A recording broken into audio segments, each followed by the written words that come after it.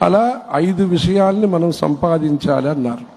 అది ఏం చెప్పారంటే, కిం సంపాద్యం మనుజైహి, విద్య చదువు, విత్తం ఆర్థికంగా బలంగా ఉండాలి, బలం శరీరంలో మంచి యోగాభ్యాసము ప్రాణాయామము ఇవన్నీ చేసి, ఎట్లా మన మోదీ గారు మన చంద్రబాబు నాయుడు గారు ఇలాంటి వాళ్ళంతా ఎలా ఒక 15 గంటలు తక్కువ లేకుండా పనిచేస్తారో ప్రతినిత్యం, అలా దీనికి బలంగా ఉండండి అని శంకరాచార్యులు చెప్పారు.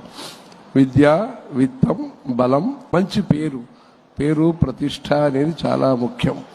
సంభావితస్య చాకీర్తి మరణాదతిరిచ్యతే.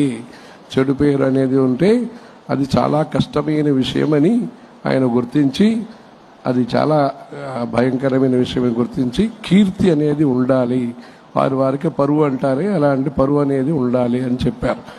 విద్య, విత్తం, బలం, యశః, పుణ్యం సంపాదించండి, అన్నదానం చేయండి, చలివేంద్రం పెట్టండి, చదువు నేర్పించండి, ఇక్కడ గుడి ఉందని ఇక్కడే గుడి ఉంది అని చెప్పి దారి చూపించండి.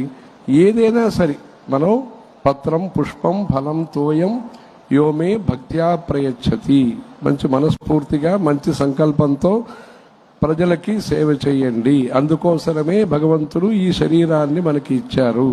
శరీర మాధ్యం ఖలు ధర్మ సాధనం, పరోపకారార్థం ఇదం శరీరం అని చెప్పి ఆయన చెప్పారు. అలా ఆది శంకరాచార్యులు చెప్పిన విధంగా కంచిపీఠం తరఫున విద్య, వైద్యం, వేదం అని ఒక 3 విషయంలో సేవా కార్యక్రమాలు జరుగుతుంటాయి. ప్రతినిత్యము మన కంచిపీఠంలో మన స్వామి చంద్రమౌళీశ్వర స్వామి పూజ జరుగుతుంది.